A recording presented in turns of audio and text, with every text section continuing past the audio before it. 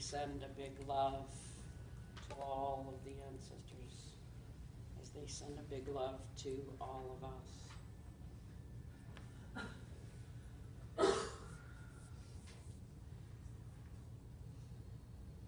Please know that as you walk from here,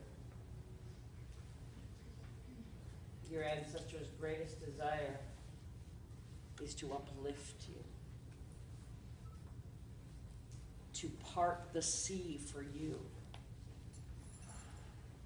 Do you hear me? To part the sea for you.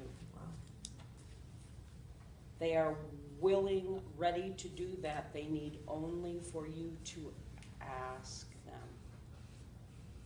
Talk with them. It may sound silly, but I talk to my ancestors much like I would talk to my mate. So we're going here, and now we're going to go over here, and here's the thought, and here's the plan, and here's this. And, you know, the more that you interact, you might just be surprised, especially at this point in time, at what kind of conversation is going to start coming to you. It might really quite shock you. It's as in really good, not really anything else, but your ancestors just simply really wish for you to commune with them. Not to remember who they were embodied necessarily, for they are full and bright and whole now. But really, they honor you to such a degree, for you have stood here to be.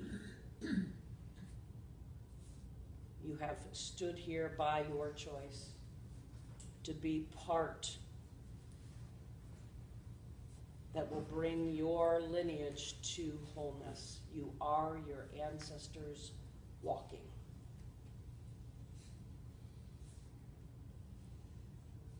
And so with all that is available and help to you, may we never have a moment, not a moment, in any business decision, in any life decision, in any decision with yourself, any decision with your family, may there never be a moment. If you had like the greatest minds available to you at any given time, all the time, 24/7, would it make any sense for you not to take advantage of that? Seriously.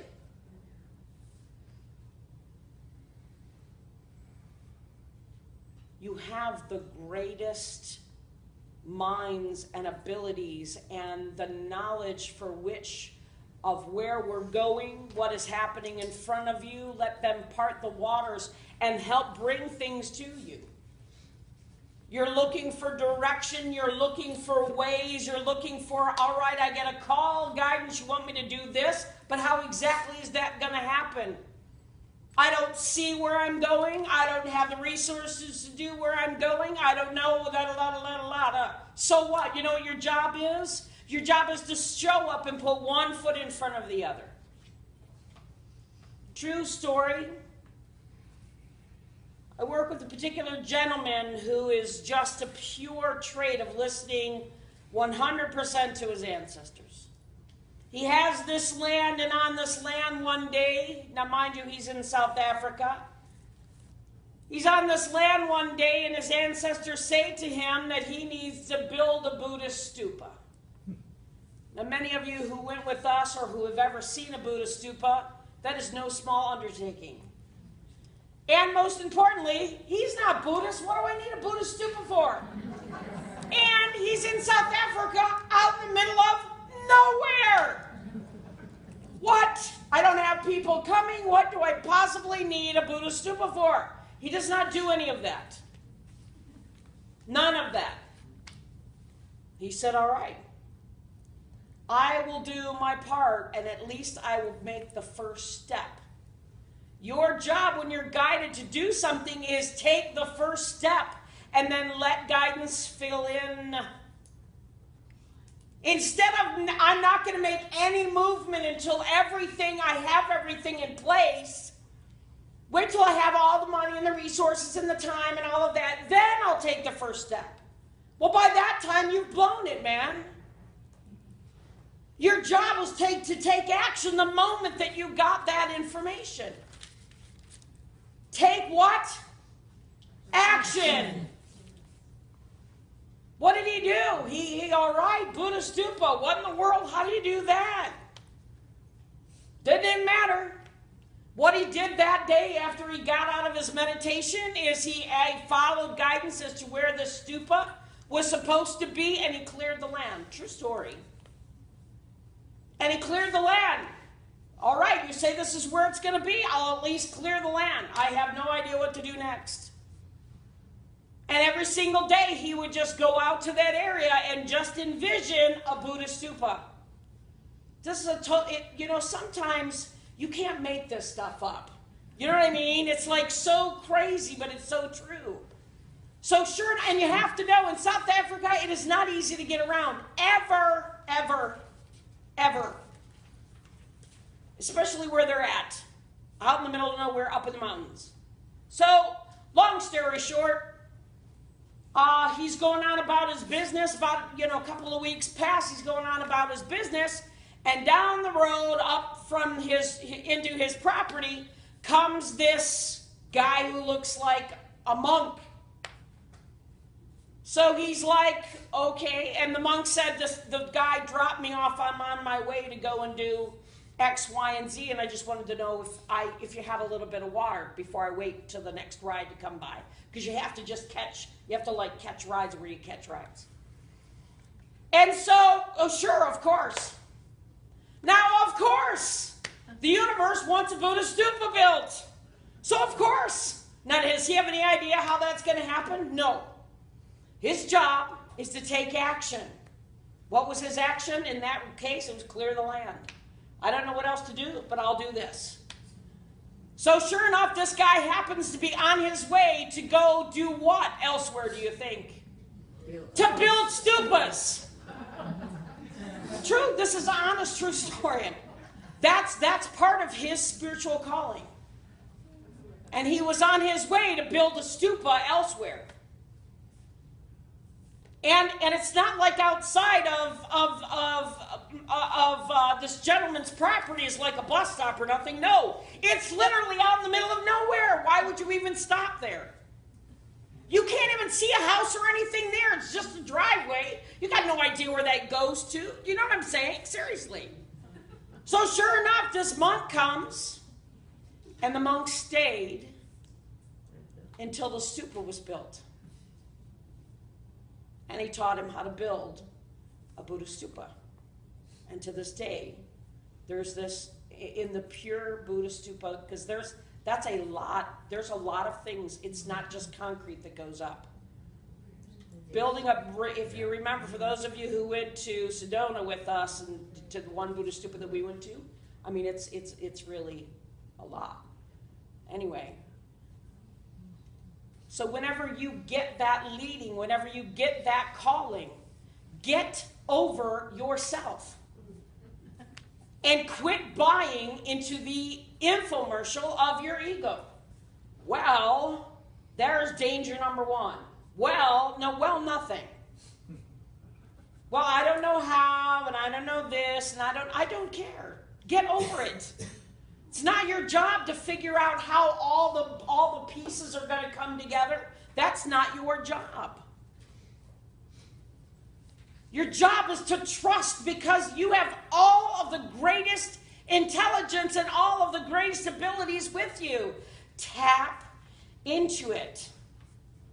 You are not the Ways and Means Committee.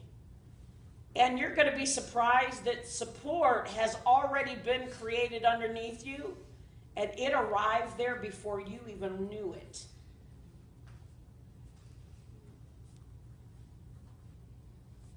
The things you needed already arrived, and you didn't even know it. Until all of a sudden you look back and you're like, oh, where'd you come from? Been there for a long time? Oh, duh. Should probably pay a little more attention. Take action. Have trust. Because when you make decisions based on choices, you understand. And all of a sudden you're understanding, Your horizons of your understanding have broadened. There may be a whole lot of new stuff there that you don't know about yet. And I guarantee you, your horizons did not broaden by accident. They did not broaden because you weren't ready. They broadened because your ancestors have brought you here. So, have courage, have faith. And if you get any crazy notions or get told to do crazy things, well, you know what, you're just going to have to do it.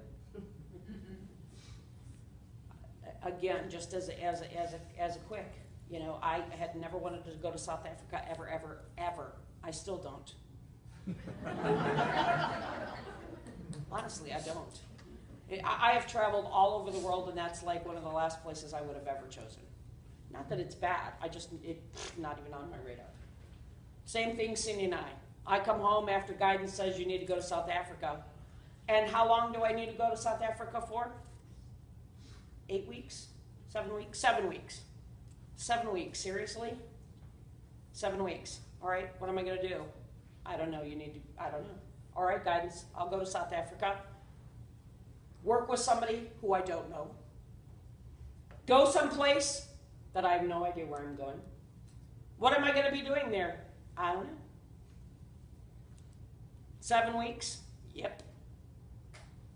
Sure. When you work for yourself, guess what happens? 7 weeks is a long time. I'm not the Ways and Means Committee. Does Kim, the person, have absolutely any desire to go to South Africa? Zero. Zilch. Zilch. Nothing in South Africa calls me. But guess what? This isn't about me. And me going was never about me. They didn't ask me, Kim, on your agenda of places to go in the world, where do you want to go? I probably would have picked someplace else fabulous. But it wasn't about me. So at the end of the day, I came home and I said, guess what? Interestingly enough, a couple of days before, Cindy had a hit that I was going to South Africa. I never said anything, ever. I came home and I said, guess what? She's like, you're going to South Africa. I didn't tell her. And that was like a no-no on any of our conversation. I'm like, I am. She's like, you're crazy. I said, I am. But here's what I know. I can't not go where I'm called to go. You know? At the end of the day, you have to absolutely just have the faith and trust and just put one foot in front of the other and go. Will you ever go back? I don't know, probably sometime. Will you ever do more with the folks there? Had the most life-changing experience ever. Ever. And I've had a lot of really good experiences. I've lived a very blessed life. You are all blessed and highly favored. Now we should probably start living like it.